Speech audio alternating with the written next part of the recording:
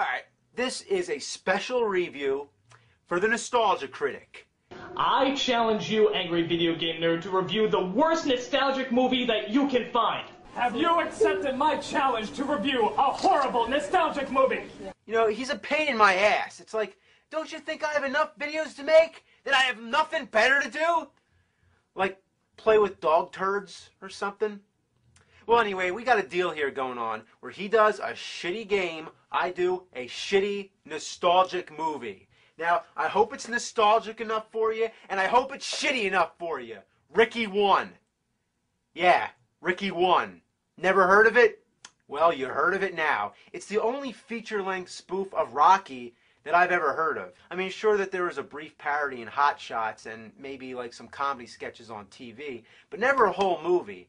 It's so rare that, to tell you the truth, the only reason I know about it was because sometime when I was a little kid, sometime in the late 80s,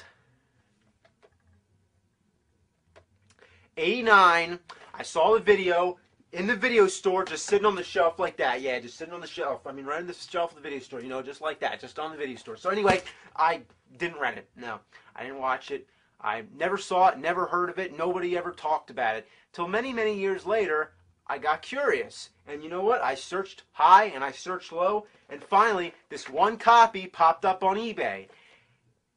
And to tell you the truth, I wouldn't really be surprised if this was actually the same copy that I saw sitting in the video store. Because I can't even believe that more than one copy, this fucking piece of dog shit, could even exist. So, anyway, I didn't expect anything that good, to tell you the truth. I just expected maybe like a cheap knockoff of Naked Gun or Airplane or one of the National Lampoon movies. So, yeah, I didn't expect it to be that good. But what I saw, oh God! Ricky 1, here we go. So this is our star, and there's not really much to say. He dresses like Rocky, and his catchphrase is, "Don't be negative." Hey, come on, don't be negative. Don't be negative. Oh, hey, come on, don't be negative. Well, don't be negative. Hey, come on, don't be negative. I don't get it. When does Rocky ever say that? Maybe it's a takeoff of absolutely. Yeah, Rocky always says absolutely, which means positive, which is the opposite of negative. So he says not to be negative because he's positive. Whatever. He's also a male stripper, which has nothing to do with anything. And why does he have a horse head? Is it supposed to be a takeoff of the Italian stallion? That's just bad. He's also a gigolo and sometimes dresses like a rabbit. Seriously. So Ricky is our Rocky and Angela is our Adrian. Here's a little scene where she types him a letter. I love you. Oh. I love you. Oh. I lob you? What the hell? I love you. There's also some guy who keeps randomly calling about some pornographic business. $100. You can buy a share in my rapidly expanding pornographic phone call business. Shove it, you scummy asshole. What does any of this have to do with Rocky? Asshole. In the place of Apollo Creed is this guy which they keep calling the Champ, that's all. Toward the end of the movie, they finally give him a name, the Silver Shadow, but most of the movie he's just the Champ. Me fight the champ? That's what I said. Hey, come on. Champ's the greatest. Well, beat him, and you're gonna be the greatest. I can't beat the champ. Why? He's a champ. Can't beat the Champ because he's the Champ. Then there's this home security scene where some guy shows off an exploding doormat. You mealy-mouthed cowards!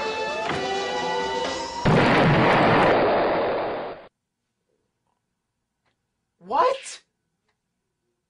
Oh my God, an exploding doormat to keep burglars out. I always thought burglars come in through the window. And what if it was a mailman or a neighbor or something? Okay, I'm still going on. There's more. Here's a scene which parodies The Godfather.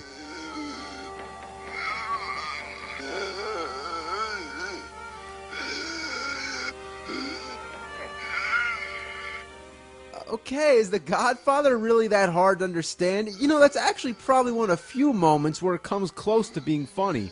But it's just stupid.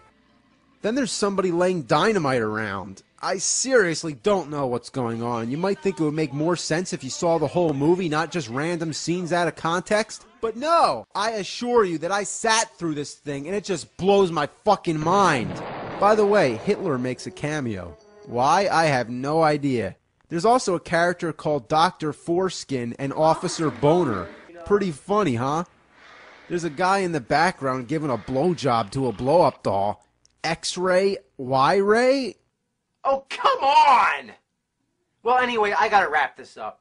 Toward the end of the movie, Ricky starts training to fight the champ, and this is when it finally starts resembling Rocky. But at this point, I don't even care anymore. I gave up a long time ago. There's this guy who becomes his manager and trainer, obviously supposed to be Mickey, but he doesn't make any effort whatsoever to imitate this character. It's like they just put the hat on him and that's it. Where's his grouchy voice and wise-ass remarks? You're gonna eat lightning and you're gonna crap thunder. The character offers us nothing. Hit that bag, you get it? Old woman, bag. So the training goes on, they tie him up, throw punches to his face, he jogs backwards with his pants around his legs, there's a famous weightlifting fall through the floor gag and some bad erection jokes. What's the matter? Huh? Can't get it up?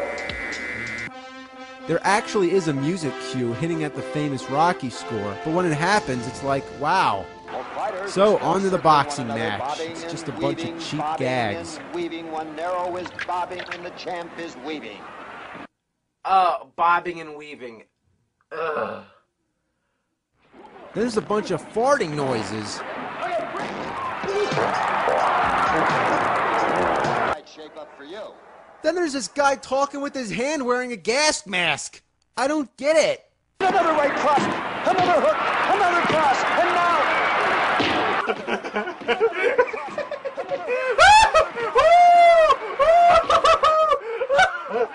Oh, God! Right cross, another left hook, and another right cross. Those last two blows were like hammers. I'll say this for one, Now he's all heart. Oh, my God! Ricky won! Oh, thank God there's no Ricky 2!